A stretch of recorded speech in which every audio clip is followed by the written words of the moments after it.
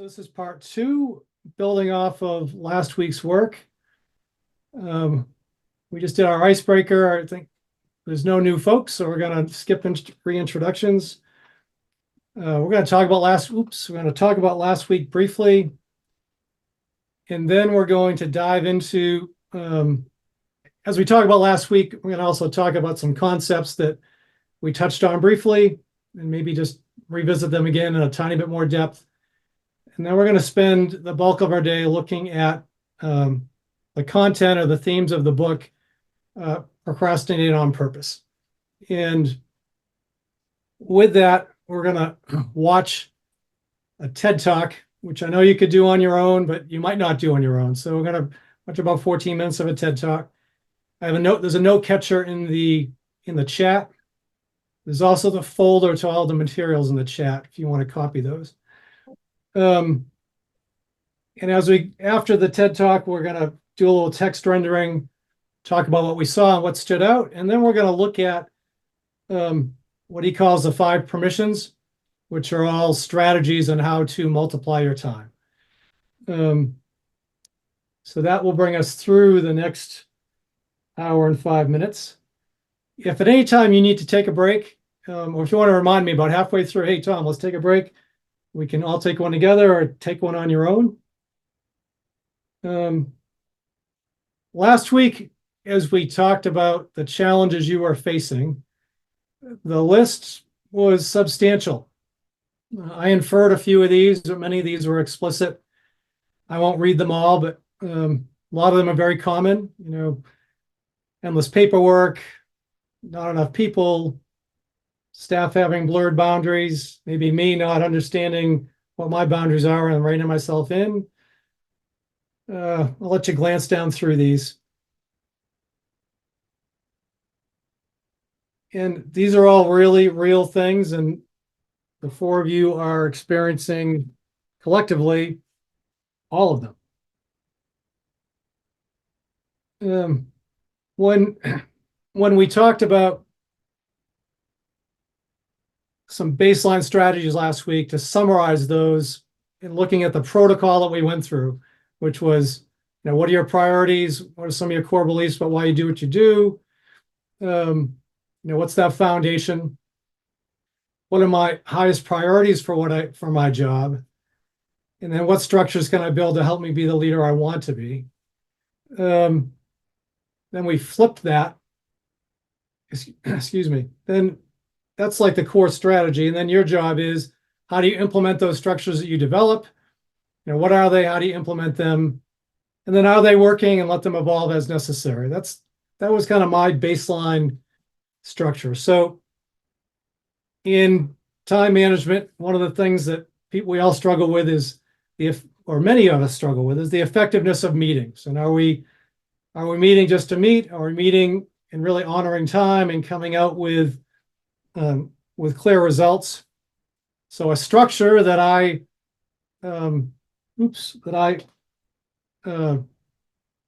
implemented often was having meeting templates, and several of those are in your folder. But all those templates evolved over time and for different situations. So that'd be an example of building a structure of a template, try it out, and then assess it and change it as needed. And last week, that's kind of the broad strokes of what I was trying to have you all experience, or at least plant the seeds for you to experience. We talked about decentralizing leadership briefly. Do we have a strategic plan? Do staff know what your job is and what boundaries need to be? Do we delegate enough? So looking at each of those got mentioned in passing last week. You all have different roles within your school, but within your school, is there a representative leadership team that can help steward the school? And no matter what your job is, if that's done well, it can make everybody's job more effective. Does your school have a mission and vision that is a live organic document that is part of the fabric of the school? That creates broad guardrails of how we invest our time. And then walking into the year, do we have a clear plan on where we want to invest time? With SMART goals, specific, measurable, achievable, relevant, and measurable. In the summer, can we clarify action steps and what the timelines are and who we want to do them? Can we develop those with enough representation and input from staff that there's some collective ownership? And then once we have that, we have a great screener for what we do in any given day, and what we say yes to and what we say no to. As we do that with a leadership team that becomes stewards, we're developing capacity to own the plan so that we don't own all of it. Any questions? We're moving pretty quick through these first few, but quick response, thought, question, pushback. Okay. So I'm going to be talking a little more today, but please make sure if something doesn't make sense or you disagree, like that's all good. Let's make sure it's okay to have a conversation. Go ahead. I was just curious. So we each have accountability plans. Like Meryl, is that something that you use to like screen for your strategic plan? Do you go back to your accountability plan? So I'll tell you how we do it.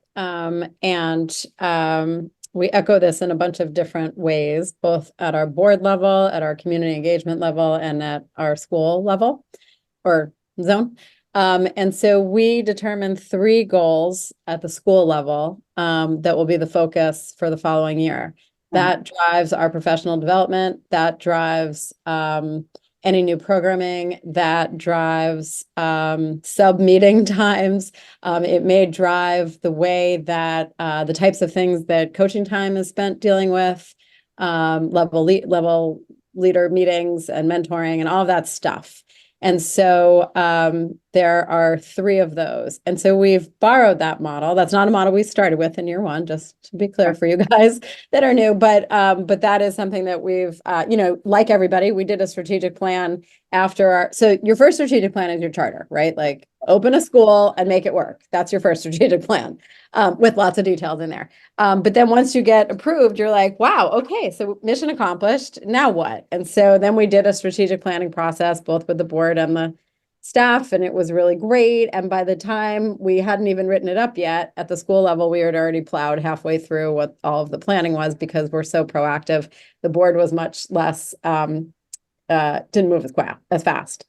And so from that process, we moved into this, year three goals per year type situation. And so then we've borrowed that at the board level now. And so the board also, each committee creates 3 goals for the year. And we have overarching goals for the board.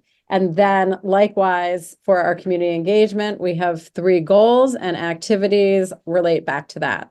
So that was a very long-winded answer to your question, but I actually hope that it gives you something to aim for. Again, you're not going to be aiming for it in like the first 2 or 3 years, but it's a really good model to begin to develop once you can catch your breath a little bit.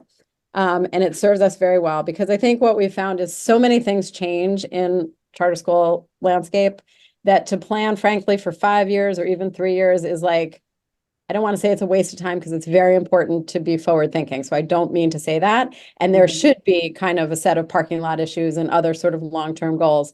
100% there should be, and there should be time made for that. But there in a very specific way, having 3 goals in each, let's just say, pocket per year has been incredibly productive for us. And that's the filter that we use. Right. That was very helpful. I'm going to write you a check later. You're welcome. That's an awesome model. And the 3 goals per subcommittee is, that makes total sense. And I like that. I have not used that specific addendum. We do a lot of strategic planning with schools, and what you just described, Meryl, is exemplary. And again, it's not something that happens overnight, and it can be part of the culture of the school, and then things just continue to reset. And there are times, life happens and there needs to be a reset mid-year, or some action steps get turned into pilots. Some things get moved to the next year. You know, God forbid we have another pandemic, but that'd be an example of we are pressing pause on everything until we get these baseline needs met for everybody. So thank you for sharing. Any other thoughts, questions before I move on? Okay. One of the things that a plan helps you do is identify, allows you to screen decisions and identify what's the opportunity cost, because there's a million things that we'd like to say yes to, but we can't support them all. And so if we already have a plan, then the thought is we've already thought about investing time where it's going to yield the most gains, and that makes it easier to say no and to put things in a parking lot. And it, as leaders, it protects us from that paralysis of suddenly there are just plain too many balls in the air. And I made that happen. And what we call priority dilution, like really, what are we trying to get done? Because there's 14 balls in the air. You know, I would just also say that like, because we don't have real structure, this is where we're very different than traditional schools, because we don't have real structure behind us or supporting us in any way. We are the structure and that's it. Is that, you know, having more than a small handful of goals like that really becomes unattainable because there are so many wild cards that happen during the course of the year. For example, the title team has finally been caught by the federal government, and suddenly they're like, oh, we know you used to just have to say like name, rank, and serial number and how much money you're going to use for something. But now there's a 26-page application that you have to complete, and you have 2 months to complete it. So just for example, so like these are the kinds of things you couldn't have predicted before. It's clearly within your goal to make sure that you're getting your teaching team every resource that you can get your hands on. So like it's consistent, but it wasn't unexpected. And so, you know, within the filter, I guess, Carrie, what I'm trying to say is within the filter, there also needs to be space and time for the requirements that change seemingly endlessly, but also in a more positive way, the wonderful opportunities that you didn't expect. You meet someone, you've invited someone to tour your school, and they open a door or a window to something that you weren't expecting. And you're like, okay, I know this wasn't a goal, but this is so awesome. We really, let's do it, you know? And so trying to find that balance, not responding that way to every single thing, but you know, the ones that feel really special. So saving some space for that. I'm a kind of gray person, not black and white person. And so I think that is an important piece to making your job interesting, but also being a responsive leader.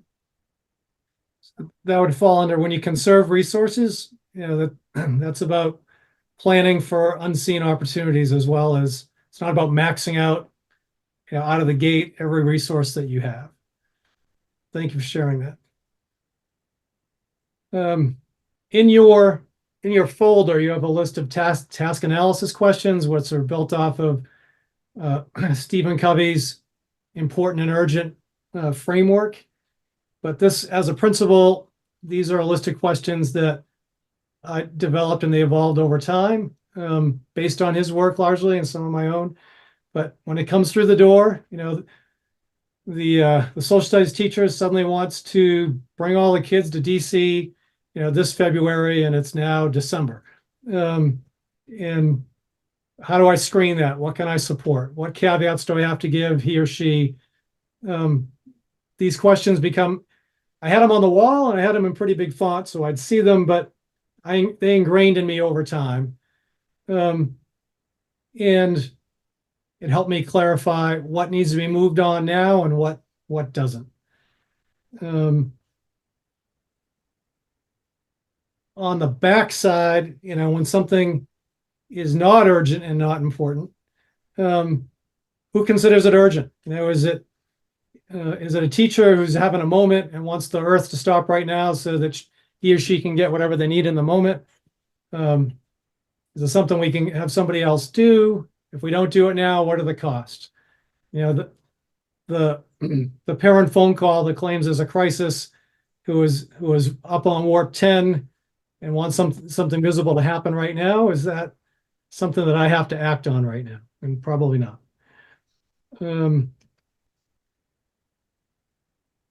in your folder, which you don't have to look at now, but there is this doc. Can you see this task analysis questions now? Mhm. Okay. So what I just had on my screen is the first page of this, but then Covey's decision-making matrix, excuse me, is this 4 quadrants. I'm sure he's passed away now, but his work is still seminal in decision-making in a variety of contexts. But this just lists some examples of like things that are important and urgent that have to be acted on now. Sure, you could add to this list. There's a crisis, if there's a safety issue, hard deadlines, things that if we don't deal with them now, they're going to have a major negative impact. And then scheduled important meetings that are on your calendar you really want to honor. Things that are important but not urgent. This is the box we try to live out of as much as we can. What are those things that are going to build capacity for the organization, for every student, for every teacher? And then what are things that we want to do less of or not do at all? If they're in these 2 bottom boxes, can we avoid them? Can we eliminate them? We'll talk more about that later. These going down a little bit in quadrant 3, the stream of consciousness reactions. See that a lot. Whether it be the leader, and I'm sure I was guilty of this on occasion and still am, or a teacher, something's broke, we got to fix it now. We need a policy now. We need a consequence now. And so this example, we see the basketball hoop needs a new net, and that I need to do that right now. And no, you need to be working with your intervention students. Or for myself, no, I'm going to hold off and I'll do that on Saturday if it's that important. Or I'm going to ask the custodian to do it, even though I'd love to do it. The calls and emails, probably you all get in the neighborhood of 100 emails a day, and that's pretty common. In Roy Vaden's book, he cites the average the average executive gets 116, and that's 10 years old, and that's not counting text, not counting social media. I know as a principal and assistant principal, I always got north of 100. And some of the folks I work with chase their emails throughout the day. Highly recommend you bunch those and you do them at times that don't get in the way of the things you hold most dear. So there's a couple of things I wanted to pull out of that chart. Any thoughts on any of that before we move on? Yeah. I'm going out. I can let them in. Thank you. Sorry. Oh, no worries. No worries. Okay. So moving on. We talked last week briefly about roles and responsibilities. The more that you can be the loving, caring person you want to be and still say no to people, still direct people to who should be doing the work, the more that you can delegate, the more that you can convince the culture in your school that by me not doing this, I'm really helping all of us. By me not being in my office, I'm giving you all the support you need. By me closing my door and saying, please do not disturb, critical deadline being worked on, people get the funding that they need. When we don't do that, then we're saying, when we say yes to that, we're saying no to what? We're saying no to family time. We're saying no to writing the best grant that we can. We're saying no to things that are going to help kids learn or teachers stay healthy. So highly encourage that. We talked briefly last week about delegating. I want to highlight this 30-to-1 ratio. When we can teach somebody, and we'll hit this again when we go over Vaden's permissions, but when I teach somebody how to manage a particular database, to utilize our smart testing reports, which I know how to run because I've been using them for 8 years, and my lead interventionist doesn't because she's brand new and hasn't used the system. It's a pain in the neck to teach someone how to run them, but then she's got to run them for as long as I can keep her at our school. And so we got to keep that long view in mind, and it's not always easy. I put a cross through control. It's like, yeah, they might not be perfect the first time around or the second or the third, but that's okay. And we'll hit this again later, but we touched on that briefly last week. I want to come back to it. And now so I just want to touch a little more thoroughly on the brief points we made last week, and now we're going to slow down a little bit. I'm going to share with you this TED Talk. In your chat there, if you want to use it, you do not have to use it. There's a note catcher. And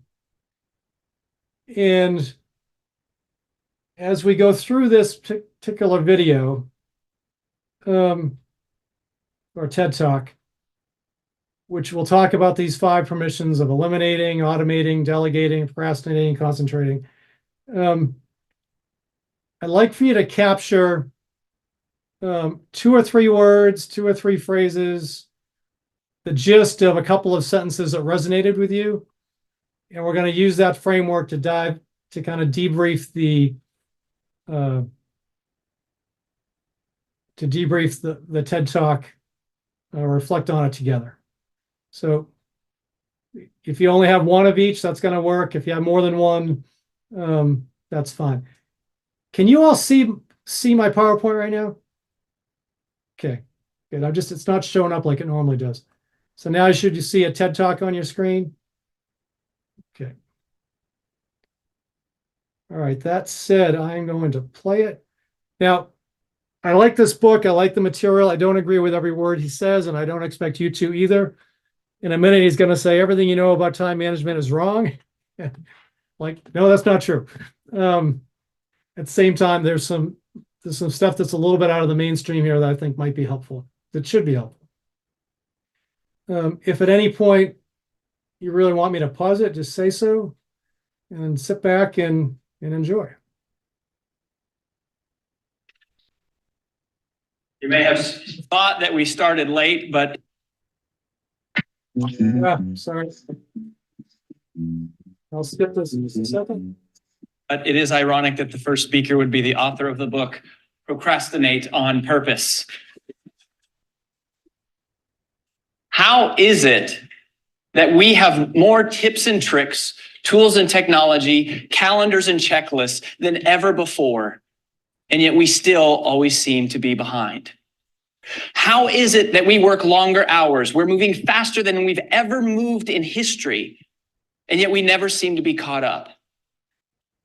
How is it that we know more about time management today, and yet stress is at an all-time high? The reason why is because everything you know about time management is wrong. I first started to realize this a couple of years ago. It was early on a Saturday morning. I was at my business partner's house and I was picking him up for a very important international leader planning retreat. And he has this 2-year-old baby girl named Haven. And Haven is the sweetest little thing you can imagine. She has curly brown hair and these sweet, soft brown eyes. And we live in Nashville, so she has a little Southern accent that's developing. And as I'm picking up Dustin and we're about to leave, Haven comes sprinting down the hallway. And she leaps and she latches on to Dustin's leg. And she says, "Daddy, where are you going?" And he looks down at her and he says, "Oh, I'm sorry, baby Haven. Daddy actually has to go to work today." And she looks up at him and her eyes well up with tears. And she says, "No, Daddy, please, no work today. No work, Daddy." And in that moment, I realized 2 things. The first is that I myself am not ready to have kids just yet. The second is that even though everything that you've ever heard about time management is all logical. Tips and tricks, tools and technology, calendars and checklists, it's apps, it's all logic. What I realized in that moment from a 2-year-old is that today time management is no longer just logical. Today, time management is emotional. And how our feelings of guilt and fear and worry and anxiety and frustration, those things dictate how we choose to spend our time as much as anything that's in our calendar or on our to-do list. In fact, there is no such thing as time management. You can't manage time. Time continues on whether we like it or not. So there is no such thing as time management. Really, there is only self-management. Well, that was the first big realization that I had. In order for you to understand the second, I want to take you on a quick history of time management theory. And that really began in the late 50s and 60s. And it came during the Industrial Revolution. And early time management thought was all about, it was one-dimensional. And it was all based on efficiency. And the idea with efficiency was that if we could develop tools and technology to help us do things faster, then theoretically that would give us more time. Well, there's nothing wrong with efficiency. All things being equal, efficiency is better. And yet there is an unfortunate limitation to efficiency as a strategy for time management. And it's evidenced very well by the fact that we all carry around miniature computers in our pockets, and yet somehow we're still never caught up. Well, in the late 80s, Era 2 time management thinking emerged. I feel like it was pretty much single-handedly ushered in by the late, great Dr. Stephen Covey. And Dr. Covey introduced what we are referring to as two-dimensional thinking. He gave us something called the time management matrix, where the x-axis was urgency and the y-axis was importance. And the beauty about this was that it gave us a system for scoring our tasks. And then based on how they scored in these two areas, we could prioritize tasks one in front of the other. Prioritizing is all about focusing first on what matters most. And for the last 20 years, this has really been the pervasive mode of thinking as it relates to time management theory. And it's not that there's anything wrong with prioritizing. In fact, prioritizing is as valuable a skill today as it ever has been in history. And yet, even though we throw that word around like it's the end all be all to time management theory, right? We say, get your priorities in order, or it's just, you don't have the right priorities. Well, unfortunately, maybe that's not really the case. Because there is a massive limitation to prioritizing that nobody ever talks about, and that is this. There's nothing about prioritizing that creates more time. All prioritizing does is take item number 7 on your to-do list and it bumps it up to number 1, which is valuable in and of itself, but it doesn't do anything inherently to create more time, and it does nothing to help you accomplish the other items on your to-do list. I mean, if you think about efficiency is kind of like running on a hamster wheel. And if you think of prioritizing, it's really about borrowing time from one activity to spend on another. It's kind of like juggling. And that really describes the way that we even talk about time. I'm juggling a lot, or I'm trying to balance a lot. And in that paradigm, there's only 2 strategies. One is to do things faster or to do more things. And that is what the world kind of feels like, right? How does it feel to know that really all we are is a bunch of juggling hamsters sprinting towards an inevitable crash landing? You cannot solve today's time management problems with yesterday's time management thinking. What we've noticed is the emergence of a new type of thinker, somebody that we refer to as a multiplier. And multipliers use what we call 3-dimensional thinking. While most people only make decisions based on urgency and importance, multipliers are making a third calculation, which is based on significance. And if urgency is how soon does something matter, and importance is how much does it matter, then significance is how long is it going to matter. It's a completely different paradigm. It's adding on to what is there. It's in with the old, but it's also in with the new, because most of us, if you think about the modern day to-do list, which is one of the key strategies or tools that we have, we ask ourselves, when we assemble our to-do list, we say, what's the most important thing I can do today? But that is not how multipliers think. Multipliers instead ask the question, what can I do today that would make tomorrow better? What can I do right now that would make the future better? They're making the significance calculation. See, when I say multiply your time, that might sound a little bit superfluous. It might sound like an over-exaggeration, but it really is not. Now, while it is true that we all have the same amount of time inside of one day, 24 hours, 1,440 minutes, 86,400 seconds, and there's nothing that any of us can do to create more time in one day, but that's exactly the problem. That type of thinking is the problem. What we have to do is break out of that paradigm and instead think about tomorrow. And that brings us to the premise for how you multiply time. The way that you multiply time is simple. You multiply your time by giving yourself the emotional permission to spend time on things today that give you more time tomorrow. That's the significance calculation. You multiply time by giving yourself the emotional permission to spend time on things today that create more time tomorrow. The significance calculation changes everything. The focus funnel is our attempt to create a visual depiction that codifies the thought process that multipliers go through in their head unconsciously when they are evaluating how to spend their time. It's why some people create extraordinary, explosive, exponential results, and other people seem to kind of just create linear traction. And it works like this. If your tasks all come into the top of the funnel, the first question a multiplier asks is, can I eliminate this?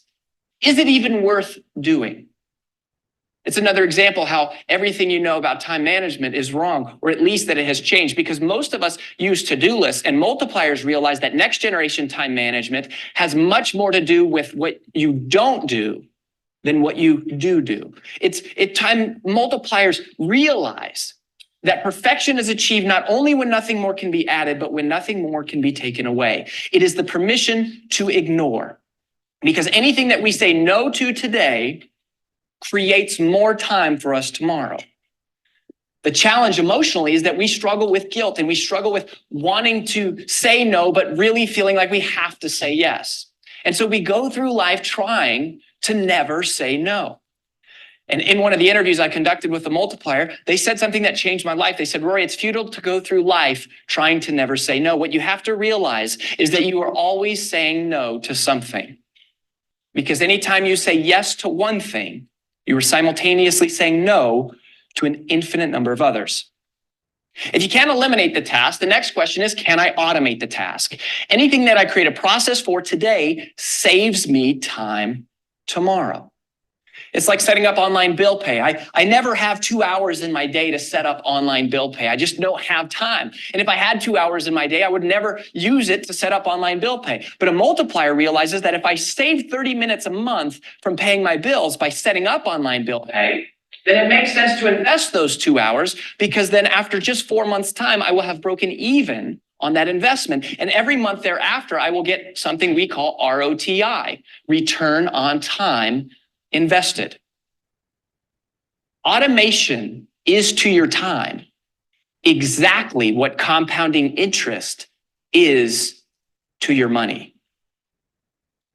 Just like compounding interest takes money and it makes money into more money, automation takes time and it makes it into more time. The way that wealthy people think about money is exactly the same way that multipliers think about time. And they give themselves the permission to invest the time and energy to automate the process. If it can't be automated, then the next question is, can it be delegated? Can I teach someone else how to do this? I'm reminded of a time when I was 7 years old, and I'll never forget, I was in the car with my mom, and I hit her with this question. I said, Mom, do I have a dad?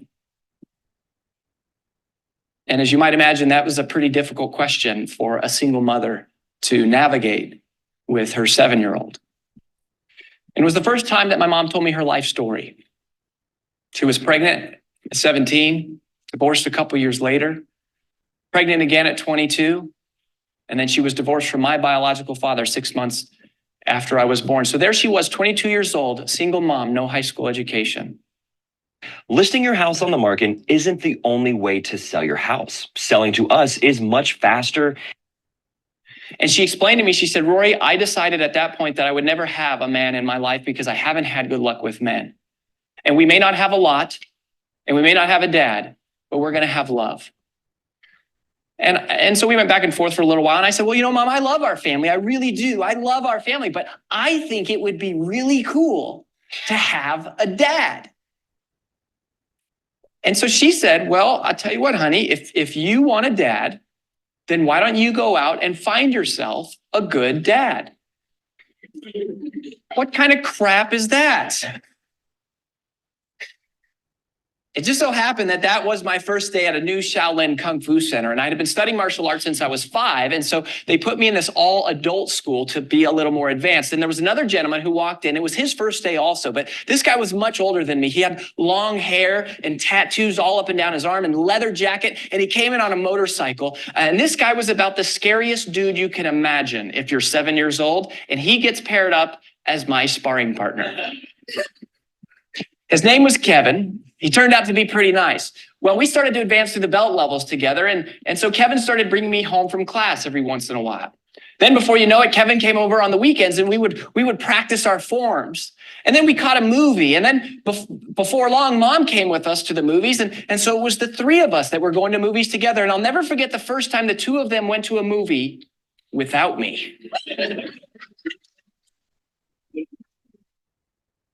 Well, as it turns out, Kevin and I tested for our black belts together on the same day when I was 10 years old. They got married 2 weeks later. A couple years after that, Kevin adopted me and I changed my last name from Rory McLaughlin to Rory Vaden, and they have been married for 20 years ever since.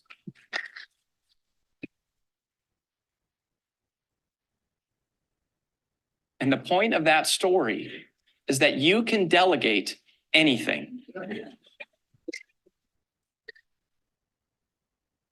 But if you ask the average person, you said, are there things you know you could be delegating to somebody else? We would say yes. But then you say, well, why don't you train someone else to do it? And what most of us would say is we say, well, because they just can't do it as well as I can. And that may be true once, maybe twice, but it is only true absent the significance calculation. Because if you think longer term, you realize they'll be able to master the task just like you were. Significance changes everything. It's how you multiply your time. It's giving yourself the permission of imperfect for a little while, because over time, they'll be able to figure it out. Now, if you can't automate or delegate a task, that task drops out the bottom of the funnel. And at that point, there's only one remaining question. And that question is, should I do this task now? Must it be done now? Or can it wait until later? If the task must be done now, then that's what we call concentrate. It's the permission to protect. All right, the permission to protect. It's all about focus and eliminating distractions. And honestly, there's nothing all that exciting or new there. However, if you ask the question, can this wait until later? And you decide that the answer is yes, then that's not eliminate, automate, or delegate. That is what we call procrastinate on purpose. Procrastinate on purpose. Now, you're not going to procrastinate on it forever. You're going to pop that activity back to the top of the funnel, at which point it will enter into a holding pattern where it will cycle through the focus funnel until inevitably one day, eventually, one of the other 4 strategies will be executed on whatever that task is. And what you find is that if something can continually wait, often what happens is you eventually develop the courage to do what you should have done in the first place, which was eliminate it. Or you discover a system for how to automate it, or someone rises up to the call of leadership. They rise up to the occasion and it ends up being delegated. Or it ends up becoming something that is significant enough for you to spend your time on. A lot of people say, well, Rory, wait a minute. In the Take the Stairs book, right? In Take the Stairs, you said procrastination was the killer of all success. You said procrastination was the most expensive and invisible cost in business today. You said procrastination is the foundation of all mediocrity. And now you're telling us to procrastinate on purpose? And yes, that is what I said. And it's exactly true how I said it. But there's a major distinction to realize. And that is there's a difference in procrastinating. There's a difference in waiting to do something that we know we should be doing that we don't feel like doing, versus waiting to do something because we're deciding that now is not the right time. Waiting to do something that we know we should do, but we don't feel like doing, that's procrastination. That's the killer of all success. But waiting to do something because we're deciding intentionally that now is not the right time, that isn't procrastination. That isn't the killer of success. That's a virtue.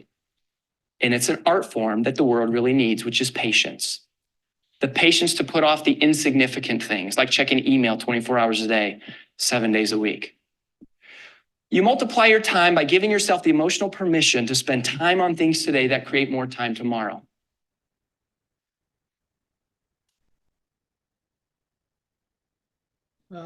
He goes on for a couple minutes, and I almost cut out the mom finding a dad story, but I thought it might give you a reason to smile, so I kept it in there. So after experiencing 15 minutes of Rory Vaden, if you don't mind, let's just do a quick protocol just to wade through the weeds a little bit. And to make it simple, let's go Carrie, then Sue, then Meryl, then Karen. So Carrie, what's a word that resonated to you? Like no explanation. Self-management. Sue?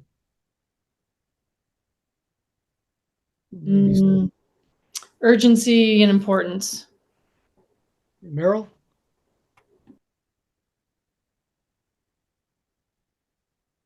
You might be muted. Good, because I can't just think of 3 words. That notion of compounding interest is, automating your time is like compounding interest. That's more than 3 words, but sorry. Okay. Karen? Oh, for my next word. No. Permission procrastination. The combination. Did we skip Carrie? No, I did self-management. Oh, there we go. For some reason I thought we. No, it's me. I was muted and I didn't get Okay. unmuted before Carrie said something else. That's okay. I said efficiency. We're talking about words and efficiency, and I think there's a lot about efficiency that we just throw that word out there, but I'm not sure how many of us really understand what being efficient really looks like. Thanks. So we're going to do a phrase, and then you can repeat the one you just did or add another, and then we'll just share thoughts based on a sentence, and we'll talk a little bit more. So Carrie, what's a phrase that jumped out to you? The permission to ignore. Sue? Return on time invested. Meryl? Can't manage time, only self. Karen? The 3D thinking, urgency, importance, and significance. So now let's just go through the same progression and just share, 15 to 30 seconds on some thoughts. You could quote a sentence if you remember it, or the gist of a sentence. And we'll just go one at a time. And Carrie, if you're okay with it, could you lead off? Sure. What can I do today that makes tomorrow better? And that stood out to you or resonated how? Just that kind of, it goes back to the thinking almost like, what's the one thing that I could do that could make everything else easier or better? So just how that would allow to actually be able to drive the results in an effective way. Thanks. Sue? Yeah, I was going to say the same thing. How long will it matter and what would make tomorrow better? I think that's just an easy way to keep things in perspective for me. Meryl? I think beyond elimination, which it feels like it's so hard to eliminate anything, but the power of automation, I think, is a standout. And I can think of a very easy example, which is after a certain number of years, you've written the SAS letter. So you go back to last year's SAS letter, or you've written a newsletter for 10 years in a row. So you go back to the same month, same time. What were the items that I needed to include then? Your board report, all these ways in which you've done this before, and take advantage of the fact that you have and cheat on yourself, but not really. It does make for a major time saver, that notion of automating. And Karen? Actually kind of goes along with the automating is the statement that he made about nothing about prioritizing creates more time. And I think part of that has to do with I started out posting post-its on my edge of my computer. These are the things I need to get done today. And then I realized that they were all, in my mind, top priority. Which one do you first? Do you first? And then you don't really end up with any more time. You're still keeping that list. You're still trying to get everything done. So making one thing more important isn't effective. And that line is kind of like a slap on the face, right? You Yeah. really, it's a great line. I highlighted the same. So if it works for you all, in our last 20 minutes, I'd like to, you have a note catcher or you can just write on whatever you want. I'd like to look at each permission together briefly.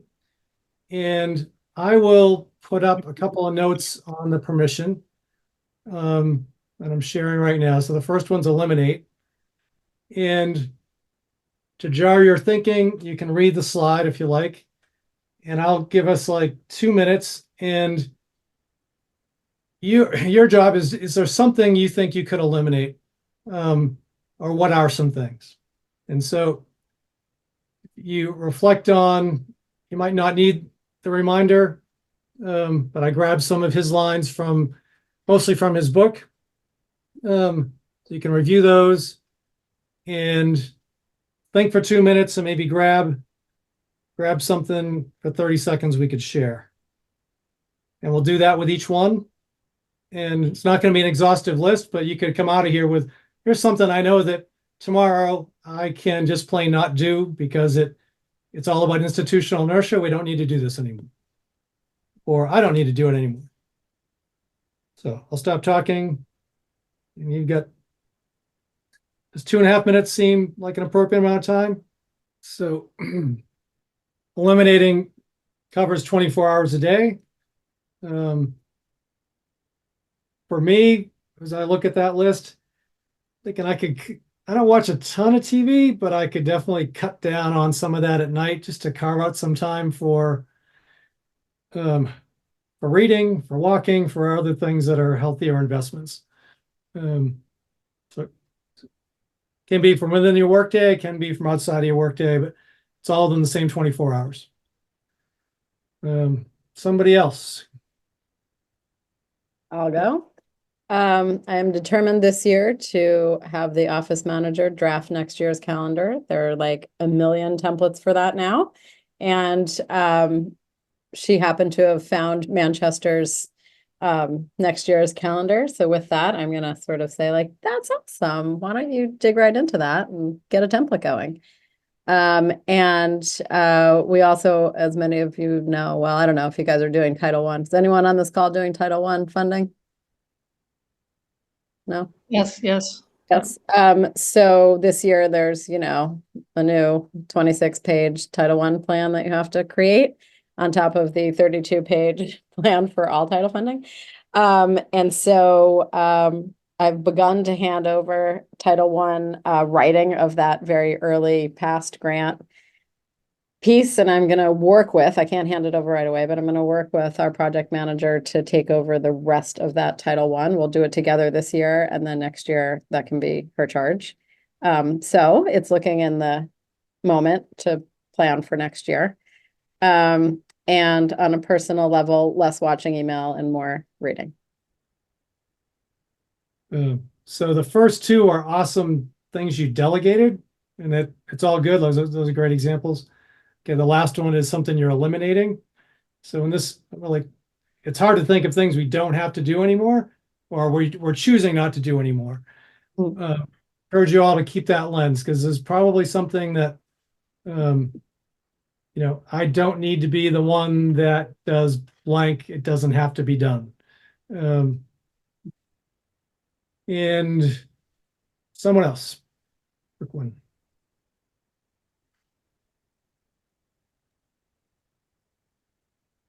Well, this is Carrie. I definitely struggled with the eliminate because I kept on falling into the delegate bucket. I've just done our job descriptions for next year and have definitely identified positions that we need where I can delegate, but that's not eliminating.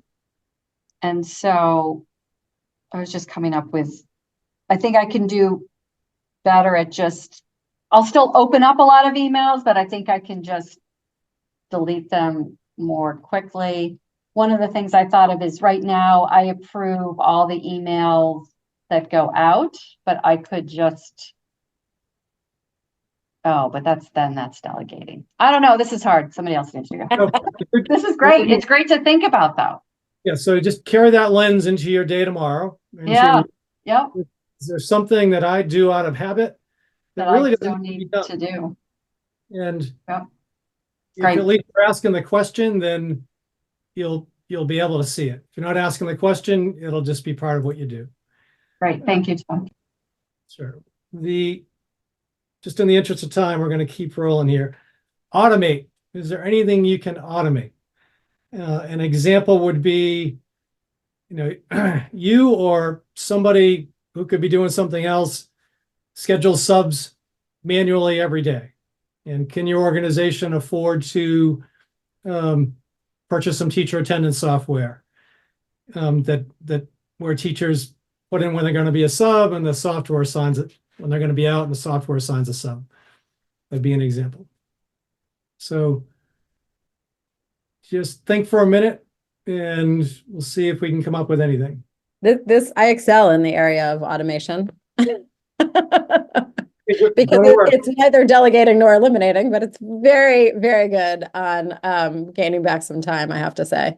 So I gave 2 examples earlier, your newsletter, your previous title grants, for example, that were approved, or other communication formats. Once you've struggled over them one time, obviously all of that becomes so much easier. It's also a great reminder of what you should be saying when maybe you were less stressed out 2 years previous, and, had a little bit more grace at the forefront. So I find that to be a really excellent tool. So don't ever throw any digital files away that relate to communication or lists or tasks or data. Thank you. Somebody else, something you either currently automate or you could automate that you have not. So we just recently started automating our supply ordering. So we go through like we don't have great big orders of paper or things like that. So we've been ordering them, this month we order a little bit of paper, next month we order some pencils, next month we order whatever. And we have just started to create that list with the school supply place so that we're getting more regular orders coming in and no one has to remember, oh, we're out of this, we need to order it. Things like toner cartridges for the printers and things like that. I had been keeping that running list and every now and then just popping in an order for some stuff. And now we're starting to get it on a more regular basis. So that's one less thing I have to think about constantly. Or A have friendly post-it notes amendment for. to that, Karen, a Yes. friendly amendment to that is, so we order through Staples and WB Mason, Mhm. and they actually permit you to assign cost numbers to the various things you're doing that relate to your budget. So Okay. take a look for that, because that's also a winner chicken dinner move. So it just makes life a lot easier for whoever it is who's responsible for that piece. Thank you for that. Any other automation ideas?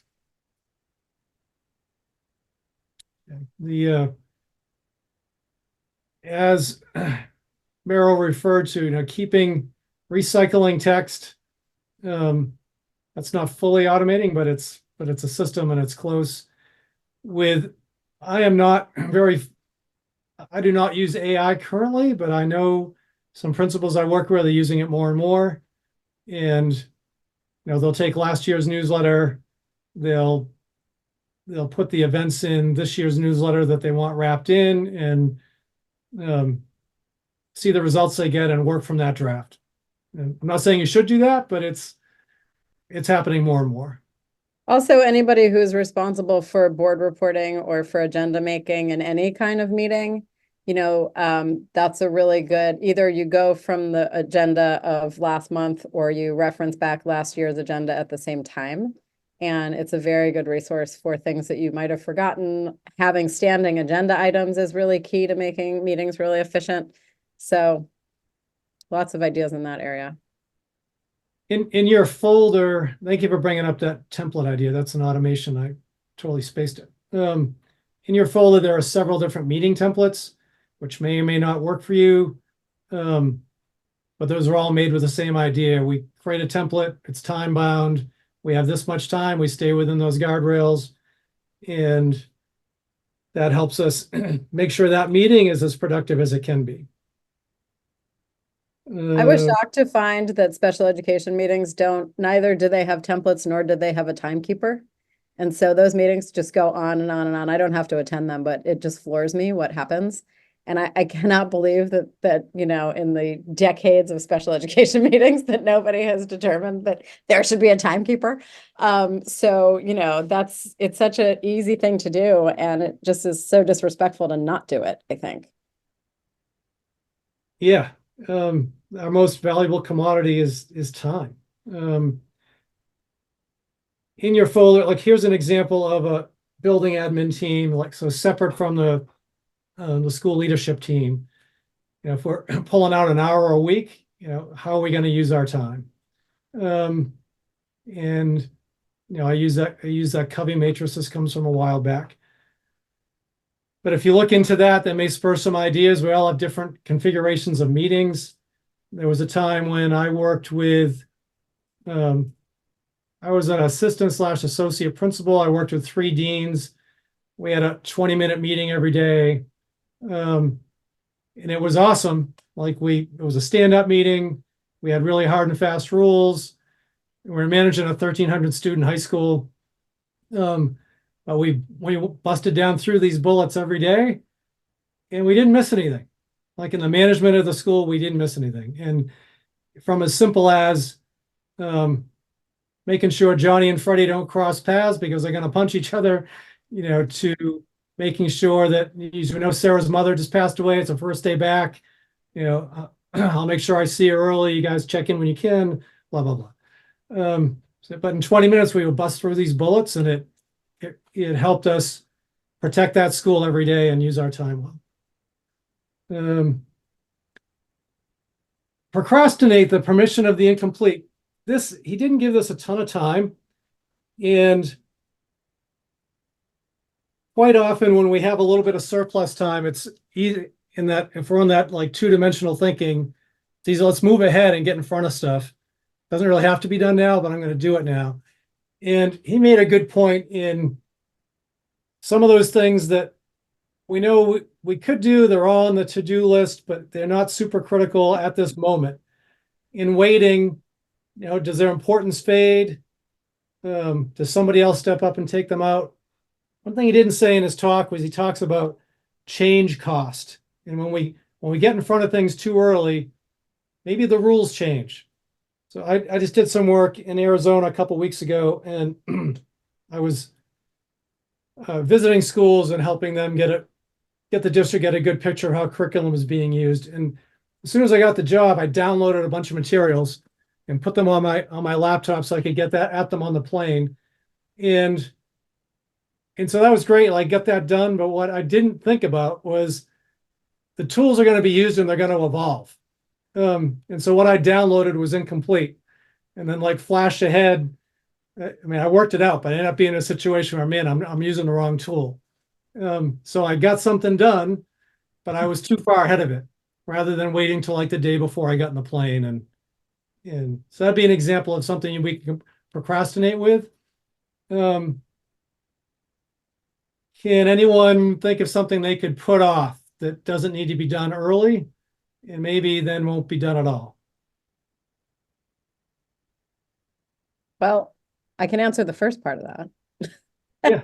Because it's very, I have to say, I mean, I don't know if you guys are, I sense you're feeling it too, but there's very little that comes in front of me that doesn't need to get done. And by me, I even mean our whole admin team. It's, you know, we do let go of whatever we can let go of, but there's very little of that actually, because there's so few of us.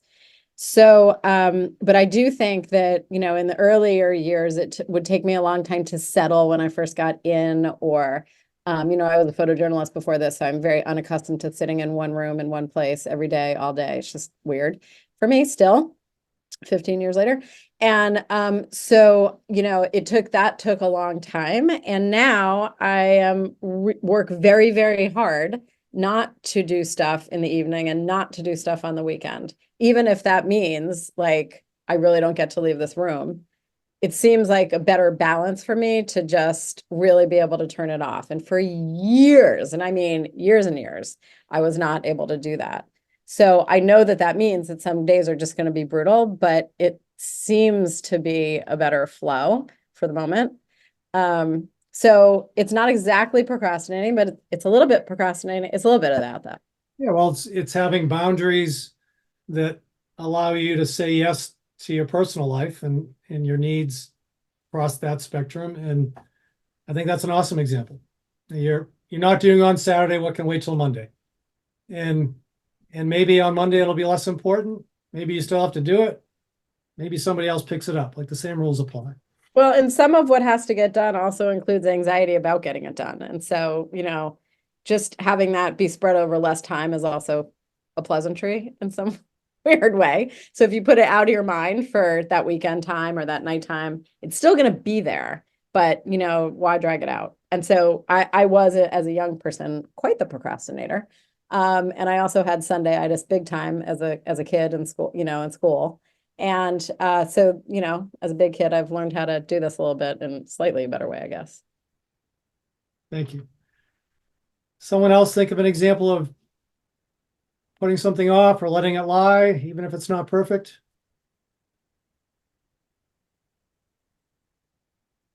So when you look at the systems at your school, last week, a lot of you talked about this needs to be updated, that needs to be updated. And those are important things, and those are great investments when they can happen. But how urgent and how significant is it that they all be done? So if, you know, I need to update our bloodborne pathogen rules, those are important. Does what we currently have work? Yes. How often do we need them? Almost never. Does the nurse or whoever does medical duties understand what best practice?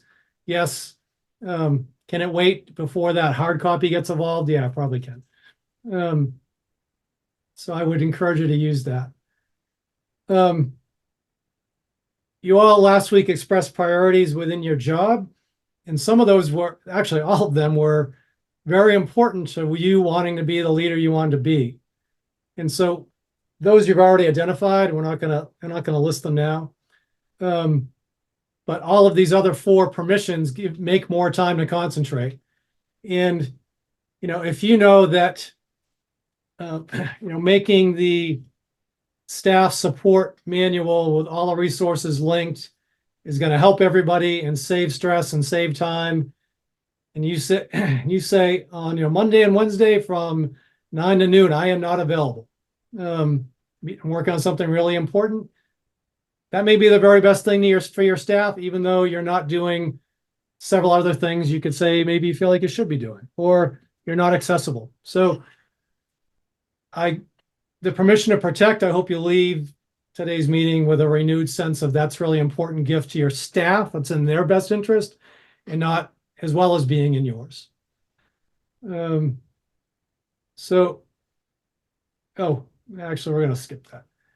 And finally, this may have already come out, but is there one takeaway when you walk into school tomorrow you want to make sure you're holding on to?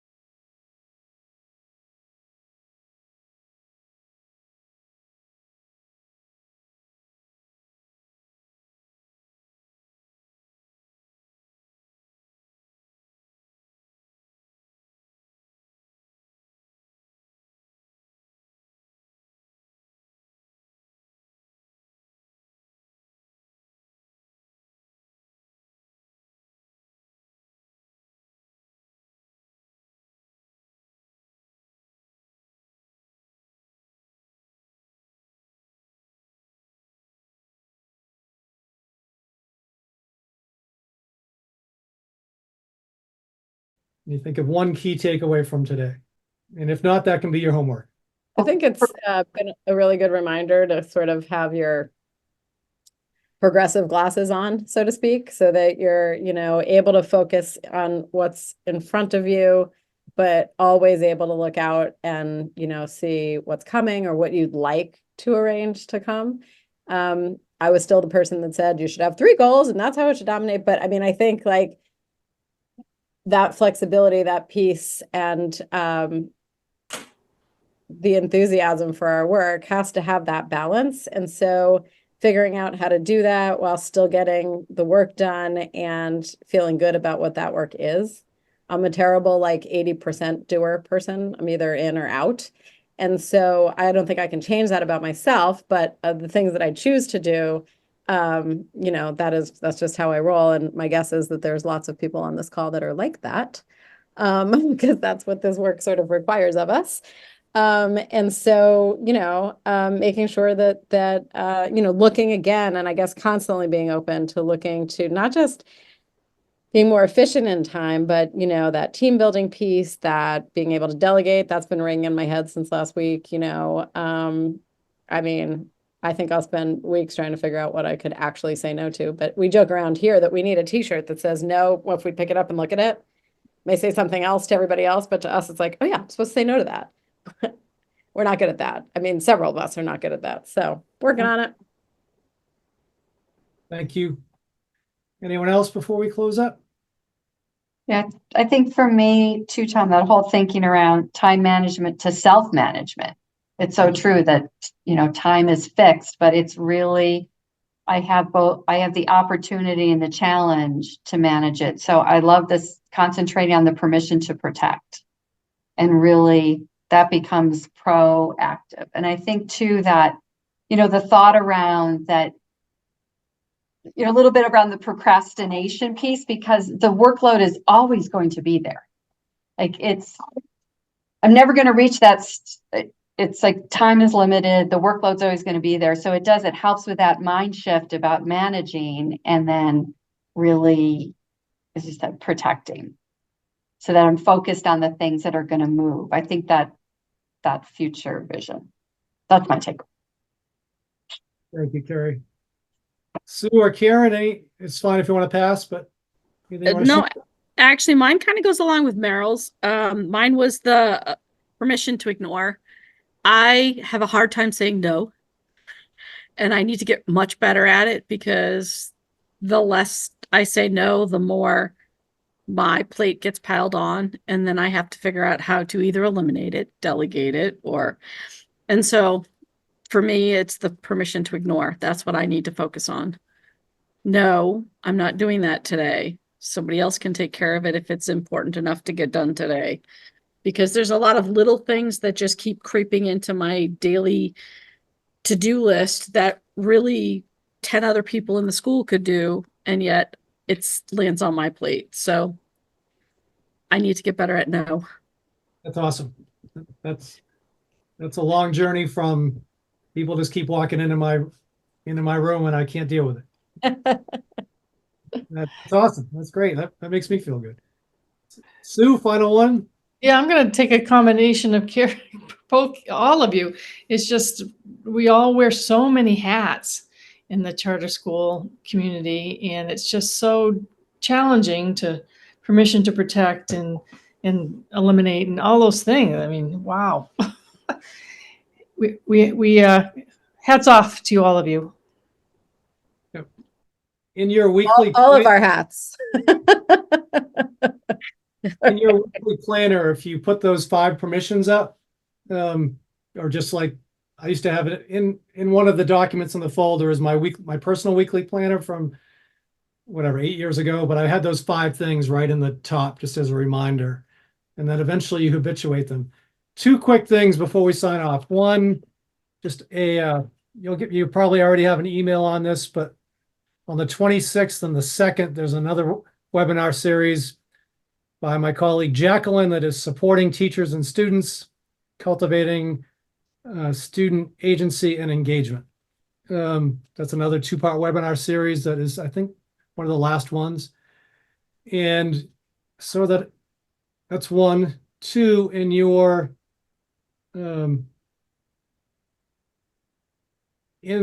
file is this document. I went through my reading of the book and I pulled out some of my own highlights. And then he has a chapter summary and typed all those out. But like, long story short, you have the book here in 9 pages. Wow. And Tom Cliff Notes. yeah, Tom Cliff Notes. And most of them I stole from him because he has being a time manager, he has a summary and key points at the end of each one. I whittled out some and tried to have this not be 20 pages long. That's But that's there for you. And finally, if demonstrate success or me within that, we can help you with anything. At my email, please feel free to reach out. And thanks for doing what you do. What you do is super important. You know that. But I'll leave you with a metaphor. On a journey of 1,000 miles, at the beginning, if we change course 3 degrees, at the end of that 1,000 miles, we're in a 52-mile different destination. So like all of this stuff, if you find, as a result of our work the last 2 afternoons, if you find one thing that you give to that protects 15 minutes of your time that you're able to help a teacher, okay, make an adjustment, she's in a 52-mile different place, and then that's transferring over into her kids. So this stuff's really important. I appreciate you putting time into it. And feel free to reach back out. One last question, Tom. That folder that you referenced, that was in that original email of materials for the meeting. Is that where that was? It is. It's also in today's Yeah. chat. It's labeled folder, and I won't close the meeting till I didn't everybody's. see it. I didn't see it in the it. chat, Tom. Yeah, I didn't either. I Yeah, don't you've see made it. a couple of comments about things that are supposed to be in the chat and there's nothing there.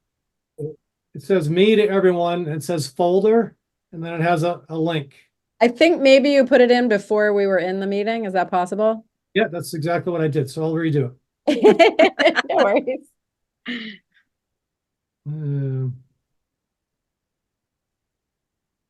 Okay. Thanks so much for your time and obviously the resources. It's super helpful. You're welcome. Yeah, there's the folder. Feel free to hijack anything in there. Fabulous. Thank you. Yes, thank you. You're Yeah. welcome. Good luck the rest of the way. All right. Peace out, everybody. Take care. I know. Thank you. Tom. Bye-bye.